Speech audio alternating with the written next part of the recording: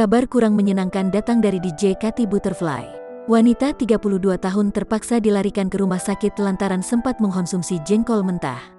Usut punya usut, aksinya saat makan jengkol mentah itu dilakukannya demi sebuah konten yang rencananya akan diunggah di media sosial.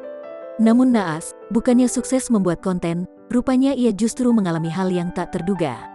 Perlahan-lahan kondisinya kian menurun, hingga akhirnya ia harus dilarikan ke rumah sakit terdekat. Kabar kurang menyenangkan itu disampaikan sendiri oleh perempuan asal Thailand.